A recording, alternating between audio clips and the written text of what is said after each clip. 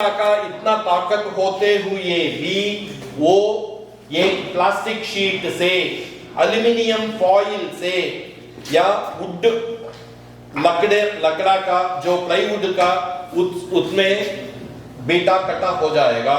हमारा स्किन में जा सकता है, टिश्यू के अंदर नहीं जा सकता है, स्किन रुकवा देगा।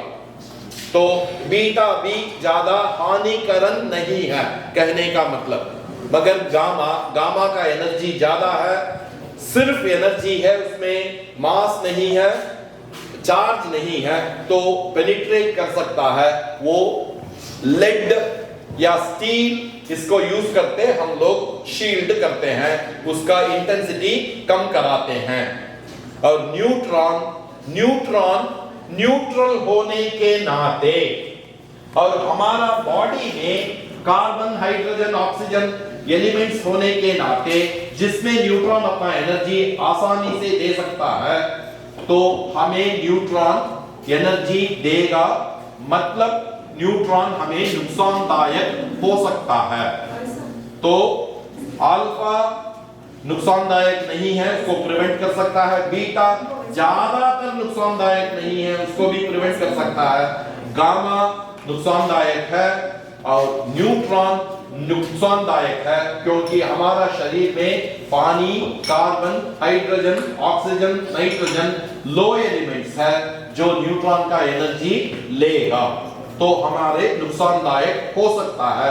इसीलिए न्यूट्रॉन को हम लोग हाइड्रोजीनस मैटर से, जिसमें कार्बन, हाइड्रोजन, ऑक्सीजन, नाइट्रोजन ज्यादा होगा, उस मटेरियल से, ऑयल, वाटर, हाइड्रोकार्बन, ऐसा वाला चीजों से हम न्यूट्रॉन को अब्सॉर्ब कराते हैं, हाइड्रोजीनस मैटर कहा जाता है।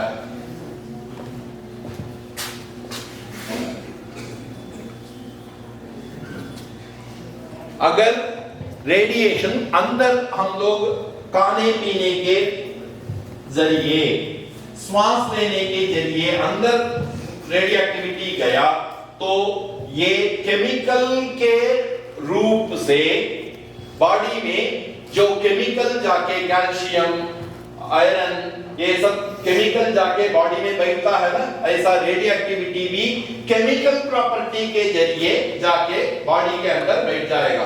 लंग्स में, लिवर में, स्केलेटन में, थायराइड में, तो उसको इंटरनल रेडिएशन कहते हैं। अगर खाते वक्त, पीते वक्त या श्वास लेते वक्त कुछ रेडियोएक्टिविटी अंदर चला गया, तो वो जब तक उसको निकाला नहीं जाता तब तक बॉडी में बैठा रहेगा, तो उसको इंटरनल रेडिएशन कहते हैं।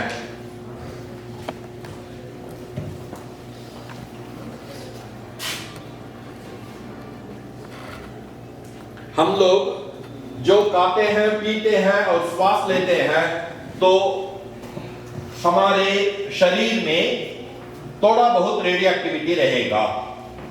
अगर आपको जांचा गया तो आप गांव के बच्चे होने के नाते दूध तो ज्यादा कंज्यूम करते हो, दूध प्रोडक्ट तो ज्यादा लेते हो, दूध में है कैल्शियम, उसके सहित पोटेशियम भी है। पोटेशियम का एक आइसोटोप है पोटेशियम 40, K40, वो आपके शरीर में है, तो वो रेडियोएक्टिविटी है।